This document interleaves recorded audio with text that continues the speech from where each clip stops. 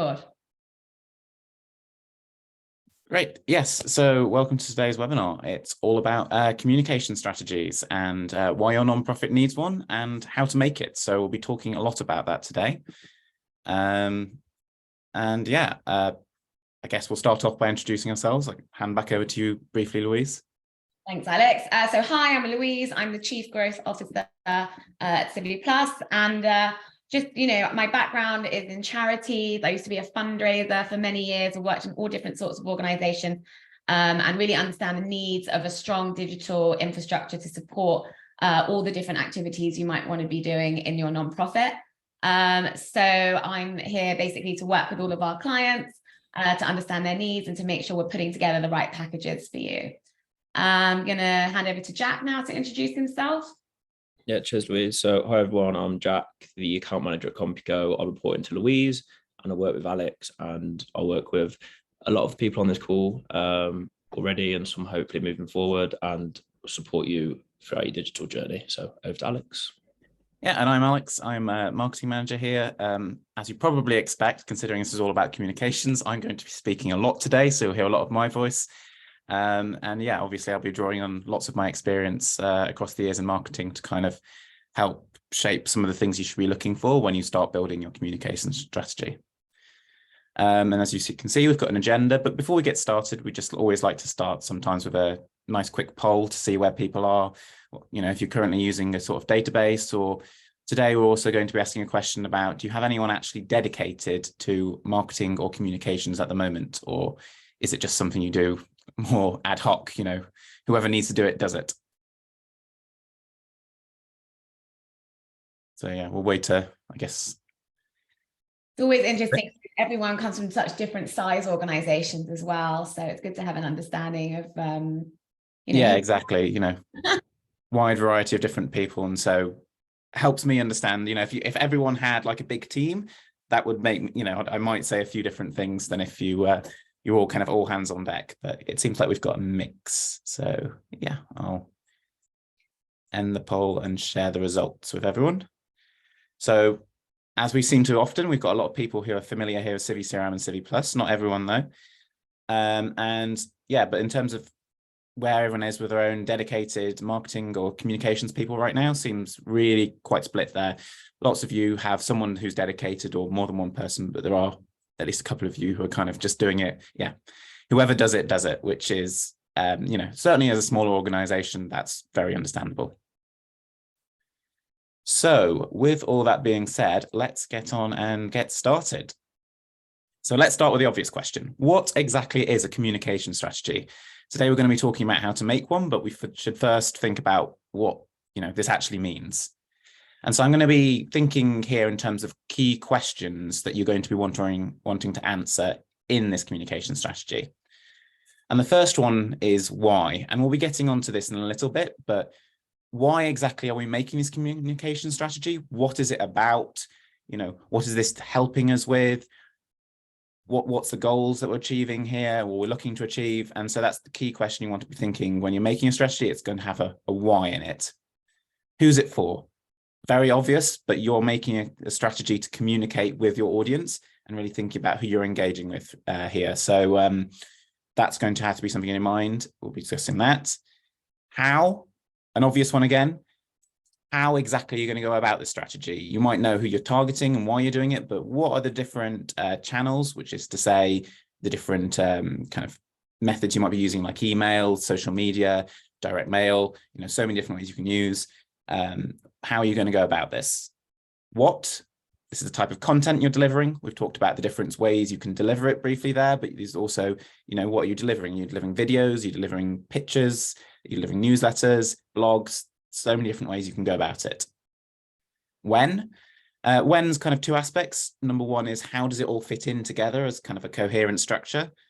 So it's not just everyone doing everything all at once, which, as we'll get onto a bit, sometimes happens. And it's also, when are the best times to be sending communications, and really thinking on that side of things. And also you're going to be thinking who by. So we've thought about who it's for, but who's also going to be doing the communications.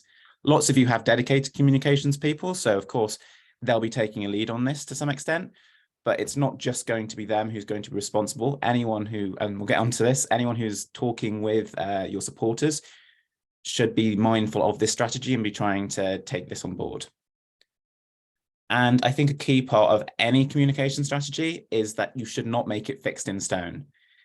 It shouldn't be something that you just go, okay, well, this is our communication strategy. This is good for 2 years now. Probably not, because you're going to be basing it on certain assumptions. Your goals will change. Your audience will change.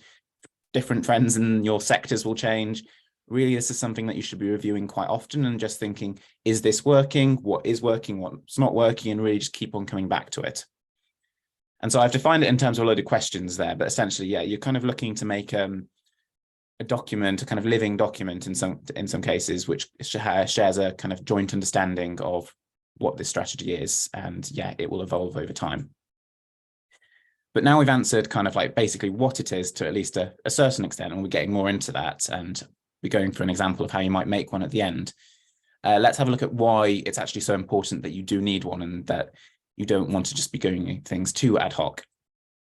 So it's very easy, and I certainly have at times known this to happen. It's very easy to be busy in comms.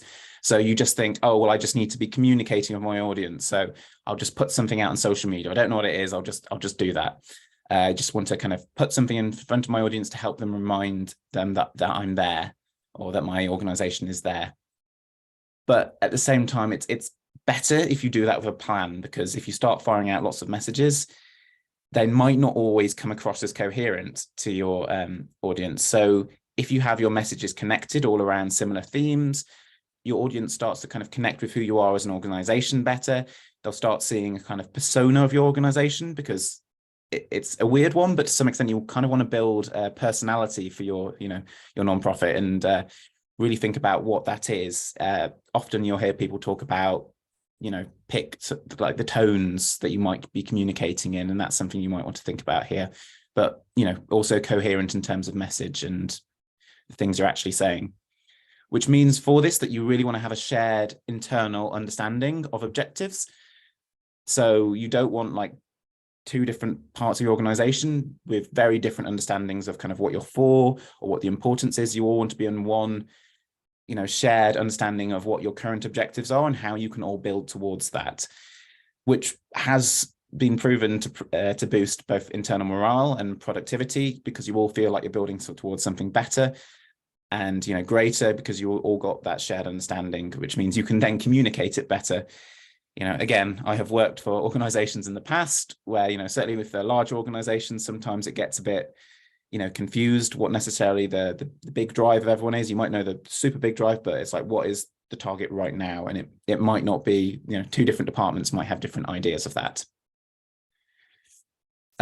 One good thing here is that when you're actually thinking of how to do this, you'll be thinking about using your metrics better. If you know your goals, which is a super important part here, you are going to be thinking of things like, well, classic one is like with email. So if you say are trying to run a campaign all around engagement, open rates might be quite important to you, and that might be something you're thinking about. However, open rates are not always the be all and end all. And if you've attended a previous webinar of mine, you might have heard me say that there.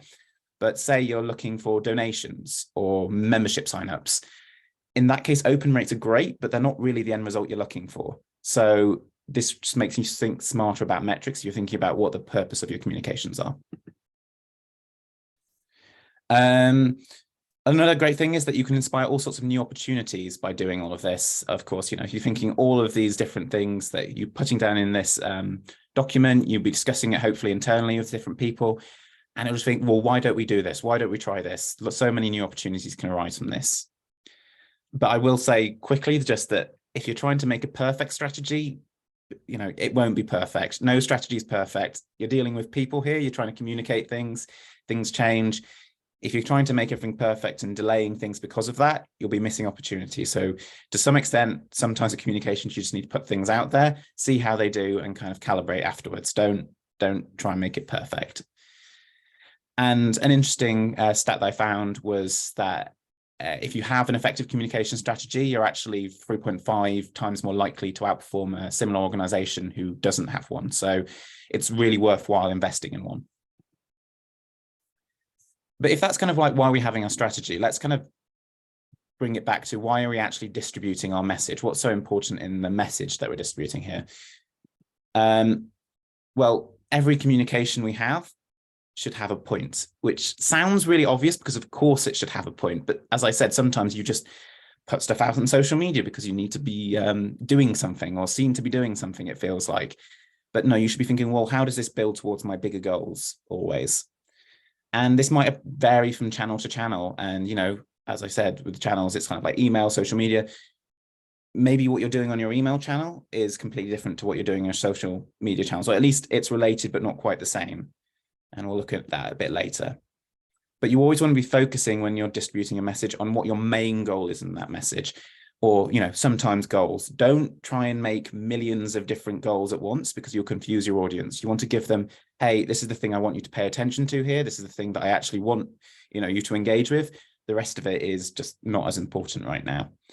And so that's something where relative positions of goals is important, and something particularly more interesting in longer content like email newsletters or blogs. It's like, well, what is the point you really want to be taken away here, and make sure that it's in a really, you know, good part of whatever your content is, you know, or case study, you know, or whatever you're making, you know, story. It's at the end of your story, make sure to have your call to action say, hey, donate, hey, sign up for a membership, you know, in a key spot. Don't just try and bury it in the middle.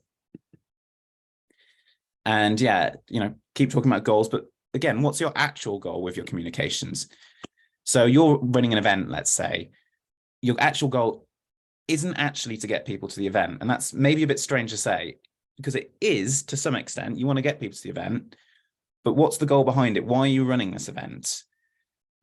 Well, maybe it's because you want to fundraise. Maybe it's because you want to get some more volunteers. Maybe it's because you want new members. And those are the goals behind why you're running the event. And so you're always going to want to be thinking, well, when I'm actually preparing my strategy for all of this, when I'm preparing the communications for the events, I want to be warming up my audience towards this rather than, you know, just going, oh, come to my event. It's a great event. You'll have a great time. You want to be kind of gradually kind of pushing towards, oh, you know, we're hoping to raise for X or Y, you know, oh, this is a great new opportunity to find out about the opportunities of membership, and really starting to position your audience and your attendees to kind of be in that mindset. So covered the why. That's kind of like why we're doing it, what we're kind of looking to achieve with this document. But when we're actually going about building strategy, we need to think about where we're going to start here. And to me, a great place always to start is, well, who are we actually talking to? You know, who are our audience? And so, yeah, who are you communicating with? Some good questions you can start asking yourself immediately is, well, what are their interests? And are there different groups within my audience? You know, maybe you have different segments, as we'll get onto in a bit. You know, maybe you have an older retiree audience, maybe you have a student audience, maybe you have a kind of more currently in work audience. You know, you can split that up how you like, depending on what your organization does, but you probably have different, you know, groups within this. And you want to be thinking about what you know about them already as well, you know, from your previous inquiries. So, you know, from ways, you know, if all the data you might currently have, all the people who've already kind of got in touch with you, and what do you know about them from that, from the different channels you monitor. So that's, you know, if you're doing, you know, social media, well, can you figure out anything about them from there? Can you figure anything about them from some of the different places you interact with them? You know, maybe in events, you've talked to some people from the contacts you actually know. So presumably you've talked to some of your supporters before, or someone in your organization will have likely. And so, well, what have you figured out from that? Is there kind of any generalizations you can make? And, you know, you can go down a whole rabbit hole with this and make personas of what your audience are like. But, you know, really just think about who this person is, or who these people are that you're trying to target. And when you're thinking about establishing who your audience is, a really important part of this, we've already talked about what we might know already, but you've got to test your assumptions. Don't assume you know your audience like completely inside out. Maybe you do. Maybe you know, you've been at this for years, you absolutely know them inside out, but there'll still probably be some things about them that surprise you. So one good thing, if you have an existing mailing list, is that you can consult them with a survey. You could just say, hey, you know, let's ask some questions about how they're finding what we're doing at the moment. And yeah, we'll get onto that in a bit. You could also ask your current supporters, your current volunteers, any committee members. You can ask, people within your radar what they're thinking about how you're doing at the moment, and, what their interests are and what might appeal to them. And so the examples that you might want to ask these sorts of people are, which of these channels do you check? So do they check Facebook? Do they check, their email? Is direct mail something that is relevant to them? Really engage with, where are they actually looking at communications? What's your preferred way of giving? So if you're a charity, how do they prefer to give? Do they prefer to give online? Do they prefer to give an event? What is the way that would be most likely to inspire them to give? And if possible, it's better to kind of give them options here, maybe with another option at the bottom, because if you sometimes if you leave people unprompted, they, they won't necessarily always think of all the answers. So that's just something to consider as well. If you're a membership organization, you could ask, do they have any other memberships? So if you're their only membership, it probably leaves you in a different position with them if they have multiple memberships. And if they have multiple memberships, maybe you can then put them off to one side and think, well, maybe I can ask them more individually about what makes them value their other memberships as well. What do they do for them that they really value? So that could be an interesting line of inquiry at some point. And then an obvious one is, what type of content do you enjoy from us? What do you do already that they really love? Because, I'm sure all of you are producing all sorts of content right now, and there must be some of it that really connects with your audience. But the other question, the other side of that is, well, what kind of content would you like to see? And this is probably a bit harder. You'll probably get some unclearer responses, but maybe it could be like, oh, we want to see more video, we want to hear more stories, something like that. And you might have to then define it and think about what that actually means, because, you're probably not going to get precise answers here, but this can start whole internal conversations and whole new ways to connect with your audience. And yeah, along with all of these, of course, there is, if you're a bigger organization, you can afford to do market research, that's the thing. But I'm assuming most people in the nonprofit sector don't necessarily always have that budget. So it's better to try and start, with the people you have around you right now who you don't have to pay to kind of get in touch with. And all of this then can lead to the segmentation. So we talked about like these different groups before. Well, and I love talking about segmentation, talk about a lot in these webinars. But segmentation is all about tailoring your message to different audiences and really connecting with them. And it is generally easier to do this if you have a way to automate this. And, clearly we would say that CRM is a great way to automate this. But you can use all sorts of criteria to really kind of make a really much more personalized message to your audience. You can kind of think of the different demographics they might break down in, age is a key one, for instance, probably, in certain roles. You can look at the tags or the interests, and you might have gathered some of this from the survey. Maybe there's a particular project or something that you do that they really want to hear about from. And, if you kind of send them communications about that thing, it's likely to inspire them much more than just a much more generalized communication. You could also see their previous campaign support. So if they've donated to a previous campaign of a specific topic, well, it's likely they might want to do that again. So they're prime target to get in touch with over that. And, more things you can do, major donors or, members who've been with you for a certain length of time or certain tier, there's all sorts of things you can do here to break down your lists. And yeah, a really interesting stat, email's always a good one to kind of put out there here, but segmented users and emails are 50% more likely to click on their emails. If you've taken the time to break them down and really think about what might appeal to them, you're probably going to be getting a higher click rate, which should result in more of your goals being met. So we've talked about the audience a bit, but let's get on to the content, which is the what. So what of value are you providing right now is always a good place to start with content. So what is it that you do that you know a lot about that you could be sharing that is going to be interesting to your audience? You don't need to go too far out of your comfort zone. Good place to start with content is something that you feel quite confident writing about, or, is at least within your sphere. So people will see it and think, yes, this makes sense for this organization to be producing content like this. So you want to be thinking about, if you offer any services, quite common for membership organizations, maybe you could write more about them and the sort of things the services do.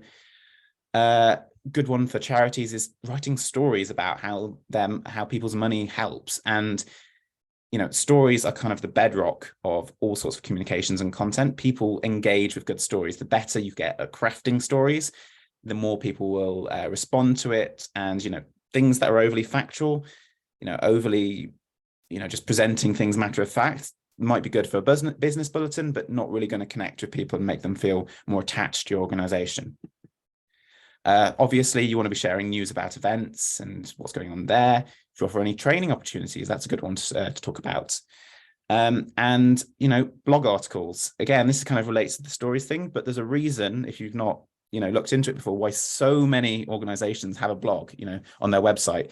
It's because it really helps with the Google rankings, because, without getting too much into it, Google will look at your website, and the more you update your website, the more it will prioritize you in Google. And that's why, if you post on a blog regularly, provide interesting content that people will look at, it's going to help you get more visible on Google, and therefore hopefully attract more, donations, members, whatever it is you're looking for. And yeah, when you're doing all of this, be as creative as possible when you're sharing useful and interesting information. And that can mean a lot of things. It could mean, trying out whole different ways of doing it. Maybe you want to try out video, which you've not really looked into before. You could try a podcast. You just think, well, what could we do which wouldn't take us too much time, or we could do relatively simply, which just might excite our audience, or be something a little bit different.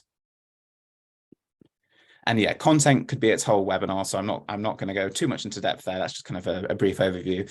But I thought I'd talk more about now about like how you actually put this content out. So you want to think about the content you're putting out, and then how you are going to kind of distribute it, if you like.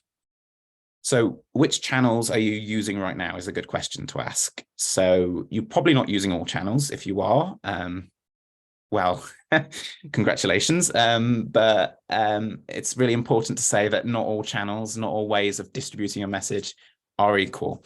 So you're not going to get the same return out of all of them. And what I would say from my experience, and certainly experience like in the digital sector, is email's generally a good bet, especially if you have an engaged mailing list. Important word is engaged there, who actually respond to what you're doing. Getting bought in mailing lists, for instance, is they're not necessarily always as engaged, so it's a bit more mixed results sometimes. But if they're actively signing up and they want to be there, then you're going to get probably quite good response from that. But yeah, you want to be trying multiple different options. Some will perform better than others. Some might be more important for you, but it doesn't mean you should just kind of neglect everything, else that isn't super amazing. But maybe it's you want to spend more time on a channel that's producing better results for you for obvious reasons. And you shouldn't always post the same thing, as I think I said a bit earlier, to every channel. So for instance, any of you using or looking to use Instagram might realize that, yeah, you probably want to put more visual content there. If you're just making it, I don't know, put a picture of a long block of text, it's unlikely to do as much for you as a video or, a nice picture. If you're going on Twitter, for instance, well, it's clearly to the point. It's mostly news. It's also quite a lot about interactions with other people, and Twitter's an exciting atmosphere sometimes, but that's just something you need to think about, the particularities of that place to be. Email, again, you can get away with a longer text here. You can get away with putting a few more things within the text, and maybe you can put multiple goals within there. And so that gives you a bit more flexibility. You've got to think about each of the ways you can distribute your message are going to perform differently for you. And keep in mind who uses which platforms. So not all of your different audiences are all going to use the same platform. So an example here might be TikTok, for instance. If you're going to be interested in TikTok at all, maybe you don't use it at the moment, but that's going to be probably for a younger audience, the student audience, or that's probably where that's going to end up. Facebook, on the other hand, nowadays skews slightly older. So you're probably going to be looking late 20s and up for Facebook. So if you're looking for a really young audience, Facebook might not be the place to go. And then, yeah, if you're looking, say, for a more professional audience, if you're a membership organization or trade body or something, then you might want to be thinking about LinkedIn, because that might be where you find those sorts of people.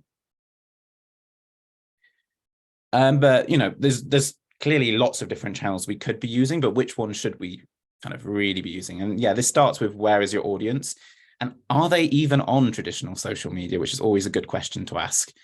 They might not necessarily be on Facebook. They might not even be on LinkedIn. Where are they? And this is why things like surveys can really help you get an opinion of that, where they all congregate. Maybe there are specific forums they hang around on. So, if you're an organization to do with families, maybe there's kind of like family forums or, parenting forums that they might end up on. And so those are the places you might want to think about looking into and think about how can I get my message to people through them. And of course, as part of our services here, we also help people build their own community platforms sometimes, which is something that you can do if you want to collect your community in one place. That's always an option. But you want to be thinking about, well, once we've found where these people are, how easy are they to find? Which sounds, well, okay, they're there, but Facebook is enormous, for instance. If we go back to Facebook, we might know our audience is there, but how do we actually get in touch with them? How do we get them to like our page? And you've got to think about the different ways you're going to do that. Are you going to use adverts? Are you going to try and use influencers? What is your strategy within Facebook to try and get people towards your page and engaging with it more effectively? So you're not just kind of, distributing to a really small network. And as part of all of this, of course, you can look at conventional wisdom. As I've already said that email is generally a good option according to conventional wisdom. But direct mail is also highly effective sometimes, not necessarily for every organization, but sometimes it's rather neglected nowadays, and it can do quite well. And so you want to really be looking out for unique opportunities. And this might mean something like looking more locally. So here in England, there's things called CVSs, like Councils for Voluntary Services, and they kind of collect local charities and nonprofits and really help them. And that might be an avenue you go down, or maybe there's some kind of local group you can get involved with who might help give you more ideas and maybe help you grow your audience. And so there's all different avenues you can go down. It's just about sparking your imagination with these things. And yes, as I said previously, one really important here is do not try and do everything all at once. I know it's a great film that won the Oscars, but don't try do it. It's not a good idea. Try and focus on your main channels. If you try and do everything, you will not do anything well. The classic truism there. Focus on your main channels and then start experimenting with some other things. See how they go. Maybe don't invest as much time in them. If they start doing well, put more time and possibly even money if you're investing money into them. But, commit to the things are going to work well or have worked well previously, and then start building out from there. And talked a bit about segmentation, but a really important thing you want to be thinking about is how can we make this as personalized for our audience as possible? Because people really respond to personalization in their messaging. And so it's easier to do with channels like email. And so I'm going to mostly be talking about here because, in social media, it's kind of like a one-to-many approach quite often, unless you're, sending messages to people. But things like merge tags or tokens, kind of can be used with emails and newsletters, which kind of means, as you can see on screen there, inserting people's first names or maybe their interests, or, they're thinking about an event. You can put all sorts of things into your emails, which make it so you don't have to type out all these things. You don't have to type out 1,000 names yourself, which is probably not advisable, but you can make each email addressed to an individual, and it makes them feel more special that way. And so even you can do this in subject lines, and if there's evidence proving like 50% higher open rates if you're going to put a personalized subject line, if you put someone's interest or something in it or something relevant to them. And it's 26% more if you use their name. We've probably all seen an email with our name in at some point and thought, oh, it's something that you notice, even if you're like, oh, that feels a bit weird sometimes, but it is something that you notice and you're probably going to spend more attention on than otherwise. But of course, if you want to do this on mailing, you're going to need something that can do that at scale. And, again, this is something that a good CRM can do. Now we've looked at how a bit more. Let's have a look at the when. So what's a good time to start, distributing your message? Well, again, we'll use email as an example here because this is one people always talk about, but you could use social media as well. Email, the best time theoretically is Tuesday 9 a.m. to 11 a.m. and you can read that online. Some of these sources will vary, but you'll see things like that said quite commonly. This is a really good time, or this is when you should be sending it. But is it really, would be my kind of question here, because this is what everyone's saying. So if everyone's going on the internet and reading this, everyone's going to try and do that, which inevitably means everyone's inboxes are going to be full at that time of the day. So maybe your message actually gets more buried as a result of everyone thinking this is the best because the internet's told them that. And in fact, some research actually shows that Saturdays and Sundays are the best days, surprisingly, mostly because people don't get emails on those days mostly. And certainly it really can depend on the sort of organization that you are for that. Because let's say you're a charity. Well, if it's a charity related to something more in people's personal lives, you know, their families, or like an interest that they have, you know, maybe it's a passion like about the environment or something like that. Well, they probably aren't going to mind getting something at the weekend. In fact, it might be better for them to get that at the weekend or during an evening than it might be during the day where they're like, no, I'm in work mode. I haven't got time to look at that. And so it's you know, this is where things like email scheduling can come in super important. And again, social media scheduling can be important. And even, you know, within all of this, your lists can be super, super important, you know, and how you've broken down your segments, because you want to think about maybe not everyone is going to want to receive things at the same time. You might want to think about things, well, when are people's working hours? Again, if I've got retirees, if I've got students, I might treat them differently to people who have got 9-to-5 jobs.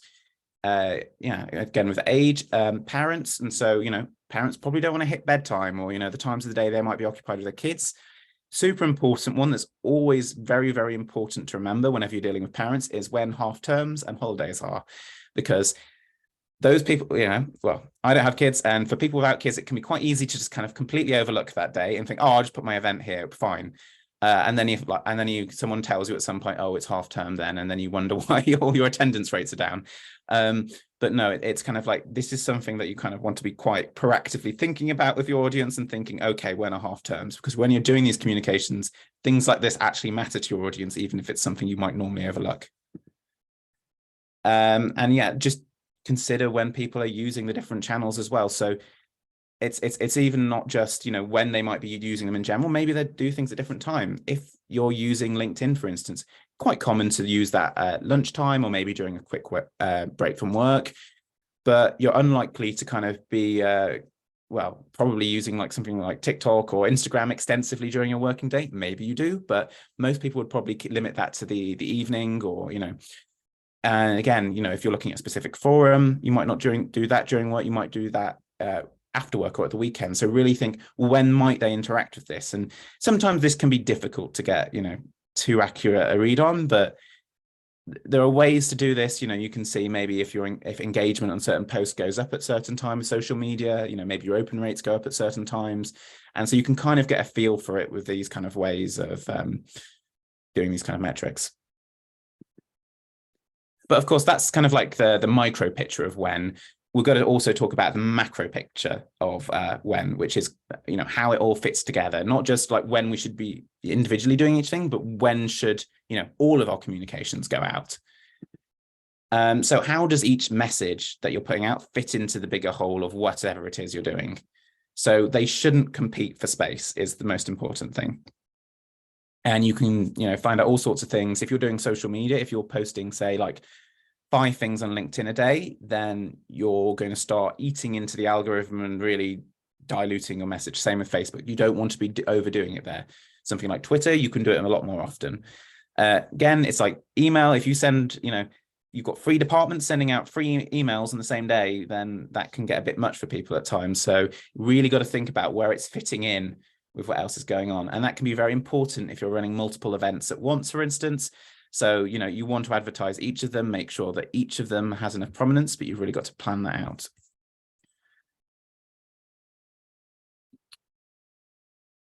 And yes. And how does it then relate to your broader goals? So, yeah, I think there's a question in chat, but maybe I'll get to it at the end. But how does it relate to your broader goals? On the bigger picture, yeah, it's just tie it back to, is this part of a bigger campaign that you're doing here? Is this you know, an engagement campaign that you're doing, or is it like a fundraising campaign? Is it a membership sign up campaign? Really bring all of this back. Maybe you're doing different campaigns at once, which can get a bit tricky to manage, but again, you're going to have these conversations internally to figure out, you know, how they all fit into each other. But also within this, don't only share your message once. It's very tempting to think, I have an event, I'm going to put out my social media, my email once, and everyone knows because I put it out, I know it's happened. Not necessarily true. What you'll find is that repetition is actually essential with these kind of things. You really want to, you can't assume your audience is paying constant attention. Do you pay constant attention to any of the organizations that you engage with? They are very busy, your audience probably. They might well miss comms and things might be happening in their lives. All sorts of things can be occurring. So you want to be making sure you try and post these things at least 2 or 3 times. And with things like blog content, you can reuse that because, again, people don't remember that they've seen it, or if they might not have seen it in the first place. So you can keep reusing content in a good way and just keeping on building the momentum. And kind of finally within this section, we're going to talk about like, who is it by? So we'll come back to the who is it by. So who is responsible for comms here? Well, it's not just your communications or marketing people, it's actually everyone. Now, your communications or marketing people are probably going to be the coordinators here. In most circumstances, they should be coordinating this. But at the end of the day, they're not all knowing and they're not involved in every single conversation that goes on with all of your supporters, nor should they be really. And ideally, they'd be getting feedback from everyone who's kind of front facing, because they're going to have all different sorts of insights. That it's very easy, and I can tell you this from a personal perspective. Sometimes in marketing, you just kind of get, you don't talk enough with people on the front end, and then sometimes, you overhear conversations like, oh, that's a really interesting point, and you kind of try and drag that in. And if everyone can proactively engage in a very collaborative way, you can really inform a really healthy communications strategy together, because you'll hear something, maybe several supporters have started talking about something that's really important to them recently. And if that doesn't get back to your communications person, well, they're going to miss out on an opportunity. Maybe the word everyone's using, for instance, which is really resonating with people, which they might not put in their social media or the email. And if they did, it could increase, the amount of engagement you're getting. And these are the little things, or, kind of ideas that you might get sparked from talking to some of the supporters that are really important to feed back.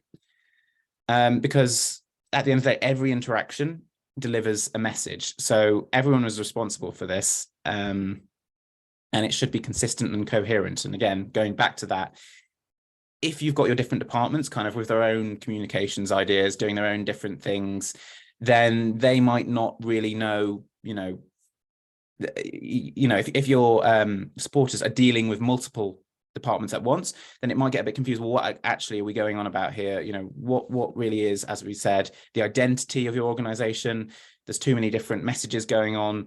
I'm a bit confused. Whereas if you're all kind of singing from the same hymn sheet and doing the same kind of base message, even if you've got your own kind of slight individual goals, then you can all start building this together and kind of creating a coherent image for your audience. So they're like, oh, we understand, it's not just someone kind of going off on their own and doing their own thing, which, another department, if they are asked about, knows nothing about. And obviously, I'm sure none of us have ever worked for organizations where departments have done completely separate things and haven't talked to each other about it, but it does happen sometimes. So just one to be aware of. So that's the kind of way that you might, those are the kind of things that you do want to be considering when you're building a strategy. But I thought it might be helpful to look at it more in a kind of constructive way with a bit of an example here. How are you actually going to get started on building this communication strategy? So how are we going to write it? Well, we'll just recap a bit here. So first of all, I'd say it's probably really useful to decide on your goals, first of all, and try and limit this to kind of between 1 and 3. Certainly don't make too many goals at once. Keep it simple, keep it top level as possible. Maybe like increase donations, grow your membership, increase engagement. What are the things that are really critical to your organization right now that you want to be achieving in your communications? If you have 10 goals, it's very hard to achieve 10 different things at once. Some of them are going to get prioritized. So you may as well just say which are the ones you actually want to prioritize in the first place. And, once you've actually got your goals, define how you'll measure it. And this is a super, super important step.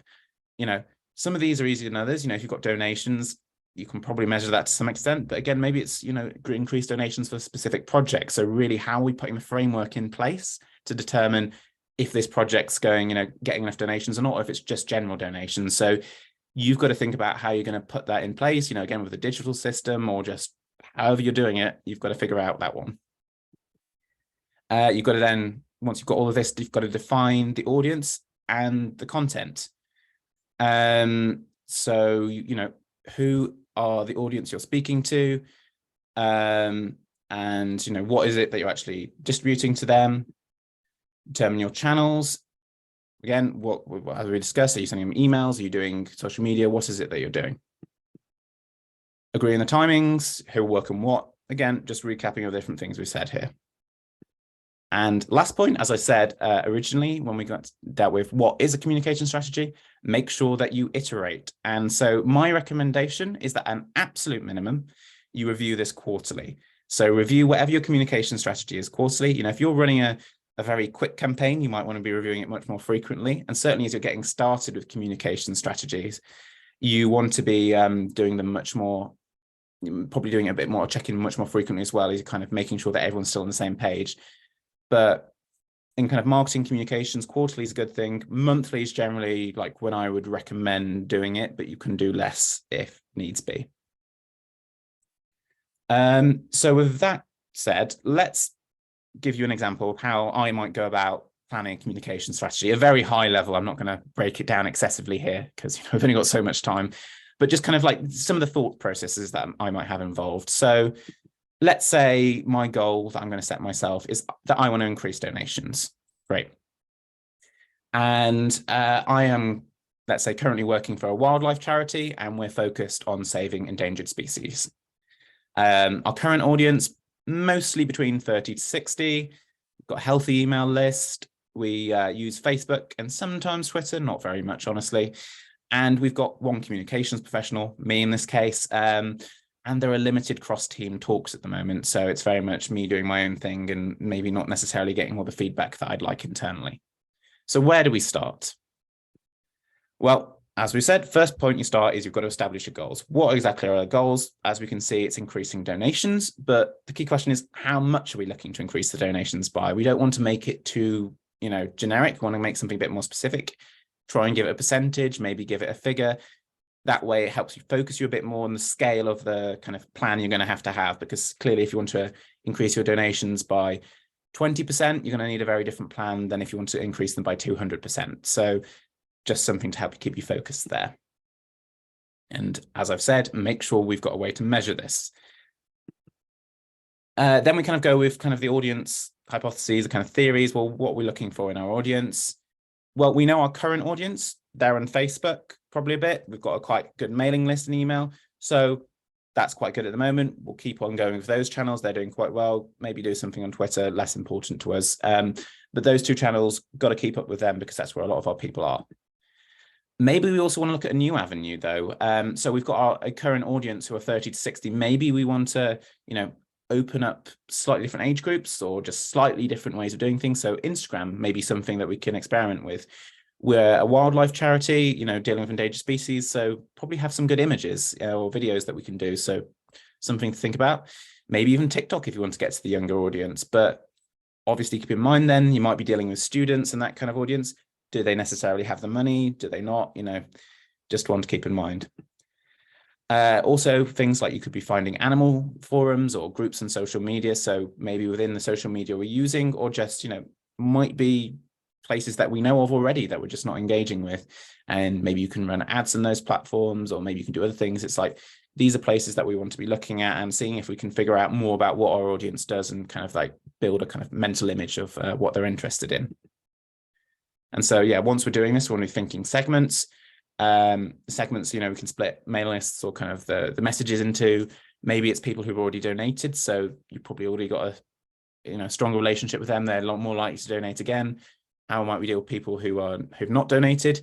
Think of other ways, you know, what's the type of, do they have a specific type of animal that they like? Maybe they're more interested into marine animals or something, or birds, or, you know, there might, you know, maybe they're more interested in African animals. You know, there might be a way that you can push them towards making a donation or engaging more of your cause by focusing on a certain type of animal. Again, this is where something like a survey might come in useful. And when you're doing this, you want to be thinking about what kind of content you can be creating here. And so I've said here that you want to be creating filler content. And when I say filler content, we'll get on to well, the centerpiece in a bit, but filler content doesn't mean rubbish content that no one's going to look at. Filler content's actually super important. Filler content's the kind of content that's going to be keeping your audience engaged, really keeping them coming back to your page. It's just not going to push them as hard towards your end goal. It's more the kind of content that brings them in. It's, if you like, thinking of BuzzFeed, kind of like more the listicle kind of blog article kind of thing, the thing that people want to read. That's just exciting. So here you might be doing photos, stories, videos of endangered animals, but it's probably not going to push them towards the donation goal immediately. It's just making them aware of you, making them interested in what you're saying, thinking, oh yes, these people I like reading or engaging with their content. And as you're doing this, you also want to be creating a centerpiece for your campaign, by which, you might want to be doing an event. Could be doing a report. It could all be around an occasion, like Christmas, for instance. You could do a Christmas campaign about an endangered penguin or something. You want to be running all these sorts of centerpieces, just make a centerpiece for a campaign. And the real point of the centerpiece is all of your other content, everything, all of your other communications are going to be kind of leading up to the centerpiece. If you're doing a particularly long campaign, you might even do multiple. But normally you do one centerpiece and you'd be bringing them here. If you bring them to an event, then you've kind of got them to your event, and hopefully at this point or in this report, you're going to be making a much stronger push for these people to donate. You might be putting the donation thing normally within the other content, but here it's going to be really a much bigger push to donate because you've, really brought in their attention at this point, and this is the perfect point at which to go, please engage and give us your donation. And yeah, as part of this, you want to be figuring out clearly how this drives to donations. And, it's not just, you can't just expect people to turn up to your event and then give you money if you've not planned, you do a collection during it, or maybe you do a raffle. It's really, or with a report, you want to make sure you've got a very clear call to action on the end page, maybe a really compelling story. You've got to really think about how the centerpiece is going to be so good at compelling people to donate here. And once you've got all of this, you want to be planning your promotion calendar. So again, it's kind of, you want to be starting with your centerpiece and anything promoting your centerpiece. I'd probably recommend as you get closer to whatever the event or report is, you start trailing it more, start discussing it more. But, towards the beginning of your campaign, you probably don't want to be mentioning it as much. You might just want to be engaging in more the filler content, which kind of gets less and less as you get closer to the main event. But yeah, start with centerpiece, plan all the important things there first, and then the filler content you kind of dot around as needed. And you might not have all the content written up front, but just have some ideas about what you might be able to write or might be able to create, and kind of just go, oh, we'll put this in here, and think about what an appropriate timeline is. And you don't need to do something every day, but certainly I'd say if you can do at least one thing a week, depending on how long your campaign is, maybe 2 or 3 if you're really going for a very short social media heavy campaign, that can be quite a good idea. Within all of this, of course, you want to be thinking about your channels. So, we thought about the kind of content we want, but, where we're going to be pushing out. And you can think about these together or one after the other sometimes, because if you're doing something like a blog article or something on your website, this is quite common, or even, even a video, you might put that on a certain channel, but then you want to be pushing out another channel. So if I get a video, well, I probably want to be pushing it out on Facebook as well. I want to be pushing out my stories on LinkedIn or Twitter.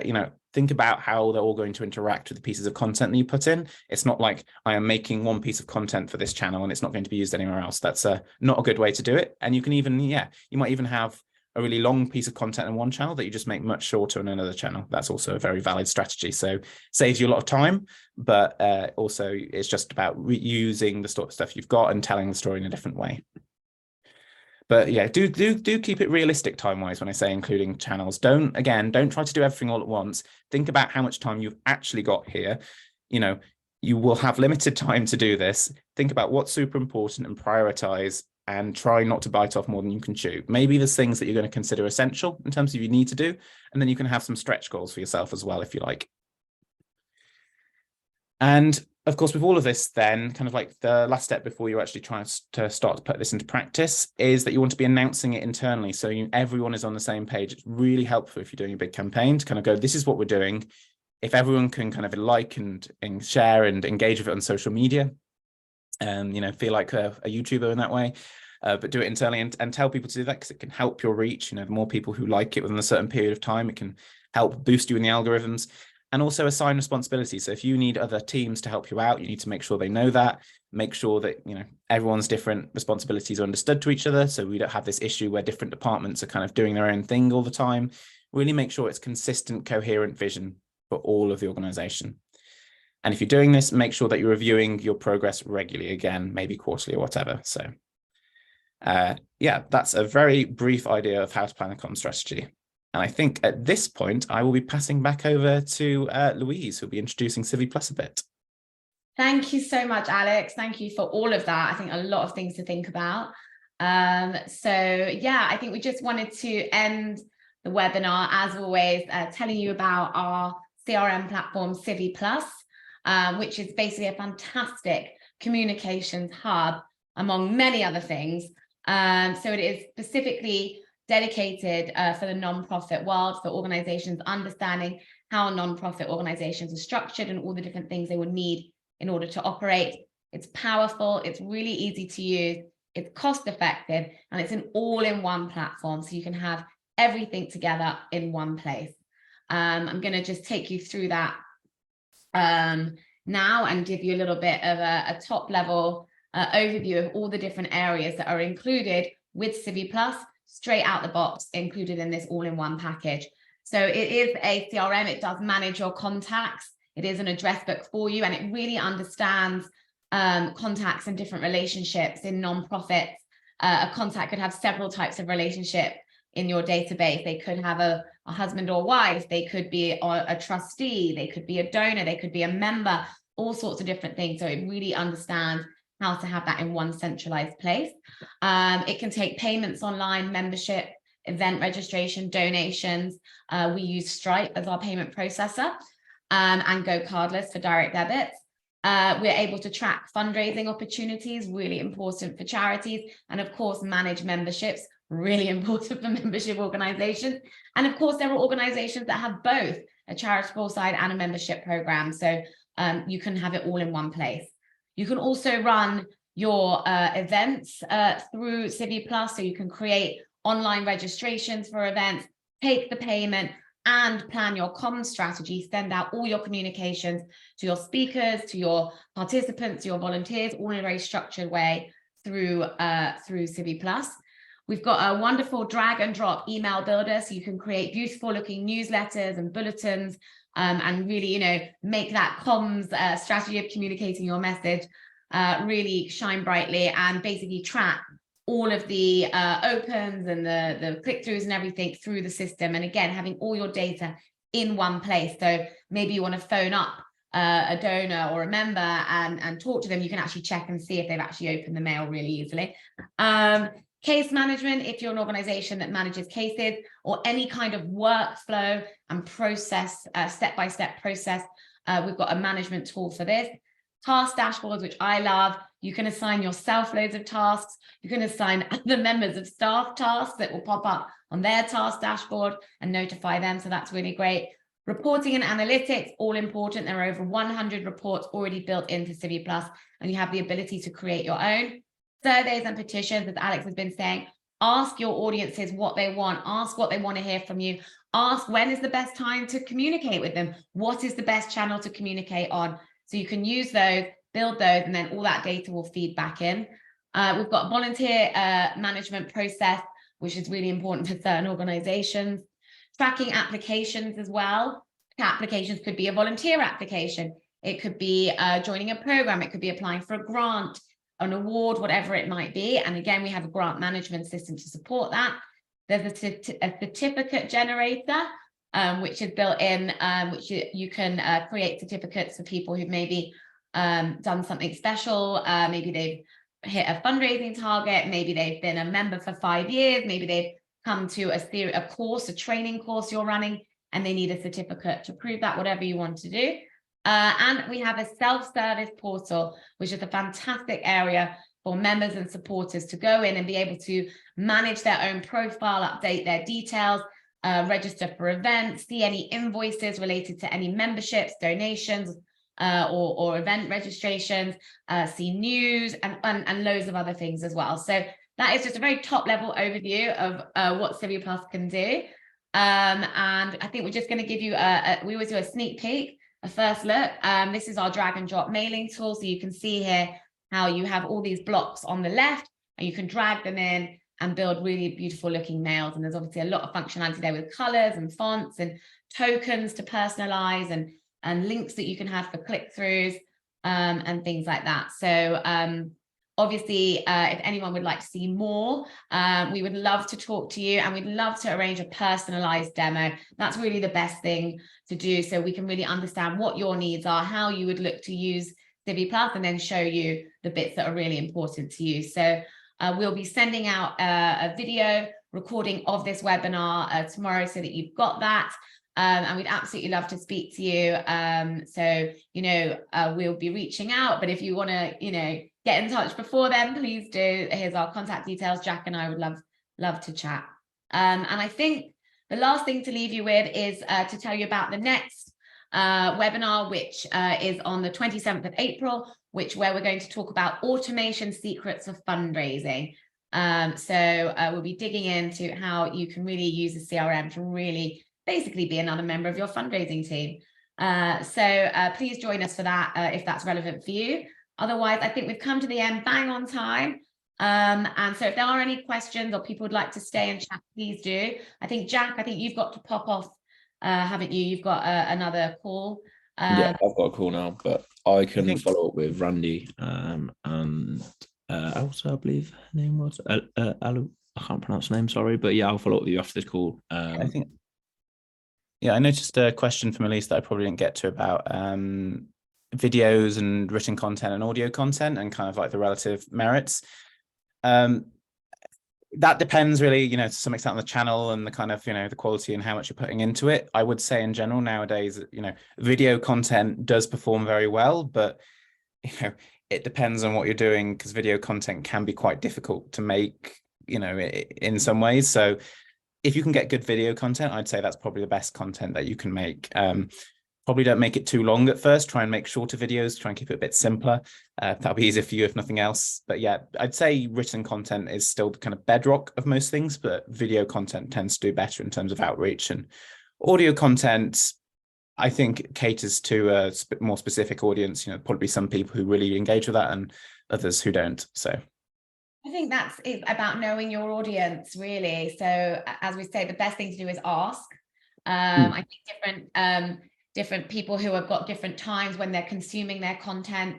If they're you know, reading it on their phone in a public place, they might not have the sound on, so you might lose impact of a video there.